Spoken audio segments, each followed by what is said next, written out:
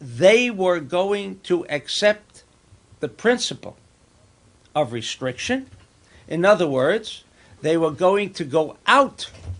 They were going to go out from the bondage of the desire to receive for oneself alone, but wish to become a nation of free choice. Because desire to receive for oneself alone, as we know, is embedded at the time of birth. This is Rabota consciousness. Everybody naturally is born with an instinct of self-preservation. It is not something you have to learn, not something you have to acquire, but it is something we are born with.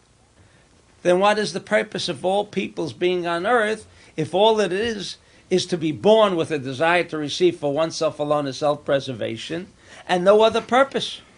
Then we are robots. Was that the purpose? To be born, to be robots and die. Along came Passover, and for the first time, a nation is going to represent the purpose of why we were created in the first place. And that is not to be robots. And the only way we can demonstrate an aspect of free will was the act of restriction.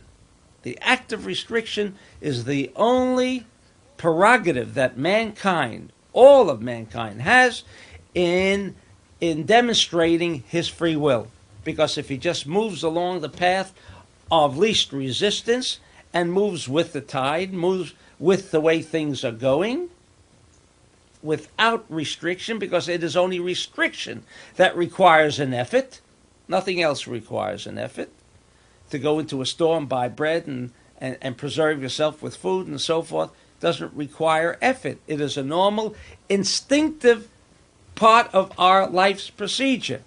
It is only when suddenly we have a need, and at that moment we say, wait a second.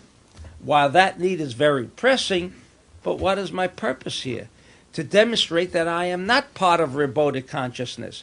In other words, if suddenly my clothes tear, it is a natural instinct for me to go out and buy clothing. That is not a decision I have made. It is a decision that has been thrust upon me. And then even the clothes I wear are designer's clothes. Even the decision what kind of clothes I'm going to wear is not even my own decision. So if we look around us, by and large, in 99% of our activity, we live in the pyramidical robot type of consciousness. Self-preservation, whatever is necessary, we do it as a robot. But for the moment that we can enact and we can instill an act of restriction, that requires free will. How many of us escape the traumas of a business, the traumas of illness, the traumas of family life? How many escape from all of it? If we were in total control, then why can't we control all of our problems if we're really in total control? So it is only an imbecile that does not stop for a moment to take account of himself and say, how much of my life is really under my control? When there is total darkness, meaning there is total robotic consciousness, which also means the totality of the desire to receive for oneself alone, there is no free will, and everything is governed by the cosmos. 1 month is good, 1 month is bad, and one day is good, one day is bad. So we have our ups and downs. We think these ups and downs are the makings and doings of our own activity, and that is a total mistake.